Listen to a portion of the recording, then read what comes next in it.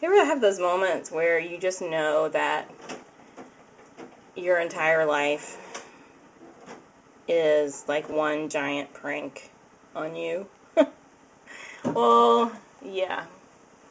The gods or Mother Nature or what have you played a prank on me today. Remember how I told you guys, yesterday I had to make a stop at CVS. I was mad. You gotta buy feminine products. I normally buy those at the grocery store because I can typically get them on sale there.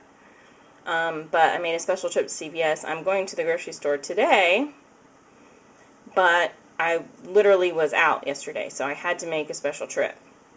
So, today in the mail, I get this.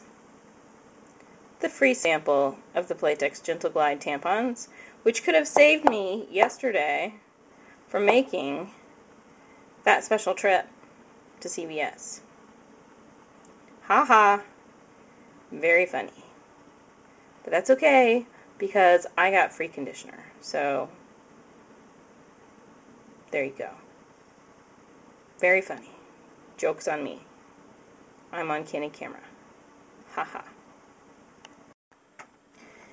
Have you guys ever had sun chips? They've been around for at least a decade. And they're very delicious. This bag was purchased for me.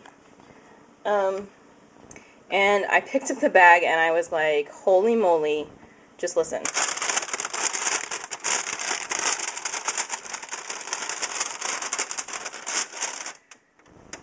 This is possibly the most annoying, loudest bag I have ever experienced.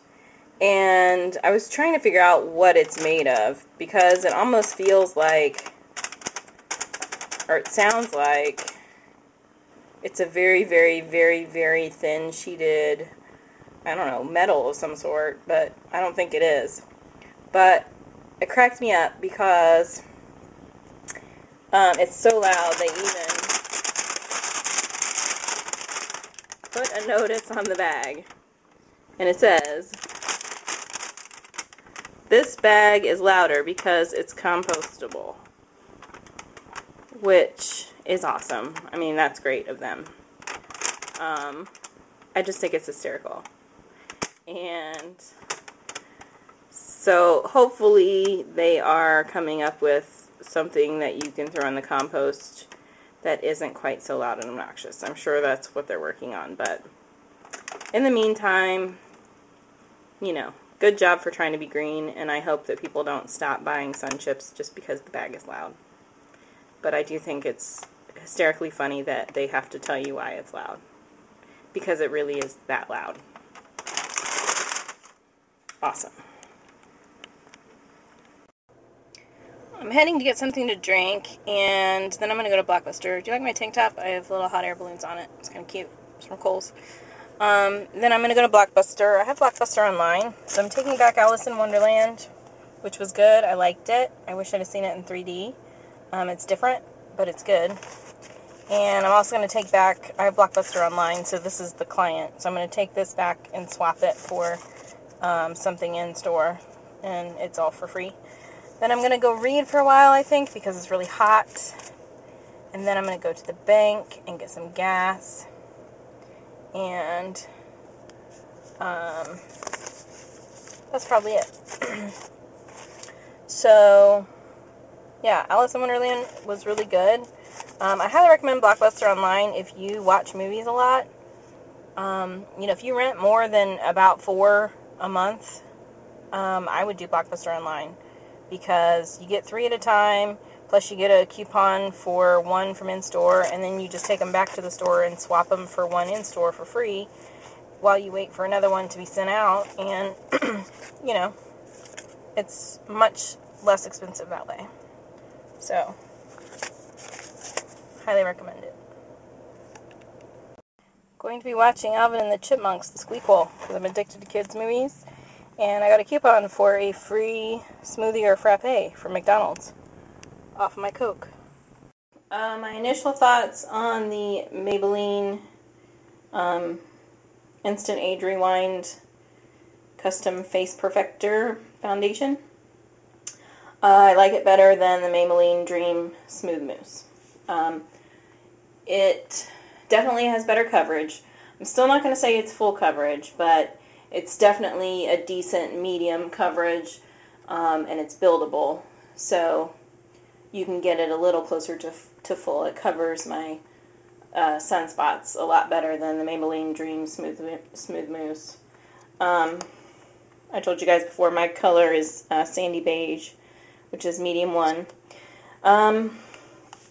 Initial thoughts, it's very much kind of a cream to powder sort of foundation, which I actually enjoy those very much. This one is much, I kind of want to say it's less creamy. And when I hear myself say that, I kind of think, I don't even know what that means when I say it. But it feels very similar when you stick your finger in it to, you know, the Maybelline Dream Smooth Mousse foundation. But when you're actually applying it, it never feels, it doesn't feel wet on your face. It feels the same way it does when you're putting on a powder. And I put it on with the sponge. The sponge is actually, let me see if I can do this with one hand. It's actually tucked underneath. Move my phone out of the way. You guys don't care about that.